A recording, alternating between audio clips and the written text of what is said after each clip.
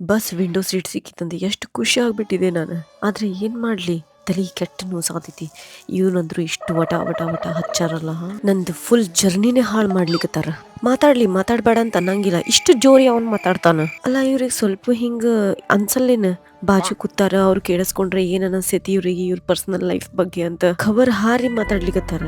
ಯಪ್ಪ, ಈ ಟೈಮ್ ಮುಂದ್ ಹೊಂಟಿಲ್ಲ, ನಂದು ಊರು ಪಟ್ ಅಂತ ಬರ್ಲಿಕತ್ತಿಲ್ಲ. ಇವ್ರ ಮಾತ್ ಕೇಳಿ ನನ್ ತಲಿ ಔಟ್ ಆಗ್ಲಿಕತ್ತೈತಿ. ಖರೇನೆ ಹೇಳ್ಲಿಕತ್ತೀನಿ ನಾನು. ಬಾಜುನೇ ನಂದ್ ಕಿವಿ ಇಷ್ಟು ಚರ್ರ ಅನ್ಲಿಕತ್ತಿತ್ತಲ್ಲ, ಯಪ್ಪ ನನ್ ಕಿವಿ ಮುಚ್ಕೊಳ್ಳಕ್ ಆಗ್ಲಿಕತ್ತಿಲ್ಲ. ಏನ್ ಮಾಡ್ಲಿ ನಾನು? ಇನ್ನು ಸ್ವಲ್ಪ ಹೊತ್ತು ಕಂಟಿನ್ಯೂ ಇವ್ರ ಮಾತ್ ಕೇಳ್ಬಿಟ್ರ ಮುಗೀತು, ನಾನು ಇಲ್ಲೇ ಸಟಕ್ ಬಿಡ್ತೀನಿ. ಅತ್ತ ಮಾಜಿ ಸಟಕ್ಲಿ, ಓ ದೇವ್ರೆ ಬಚಾವ್ ಮಾಡ್ರಿ, ನಂಗೆ ನಿದ್ದೆ ಬರ್ಲಿಕತ್ತೈತಿ.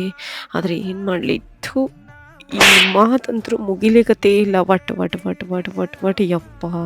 ಈಗ ನನ್ನ ಕಡೆ ಶಕ್ತಿನೂ ಉಳ್ದಿಲ್ಲ, ನನಗ ಸಿಟ್ಟು ಬರ್ಲಿಕ್ಕೂ ಶಕ್ತಿ ಉಳ್ದಿಲ್ಲ. ಸ್ವಲ್ಪ ಹಾಡ್ ಕೇಳ್ಬೇಕಂದ್ರೂ ಅದನ್ನು ಕೇಳಿಸಲ್ಲ ನನಗ, ಅಷ್ಟು ಜೋರ್ ಸೌಂಡ್.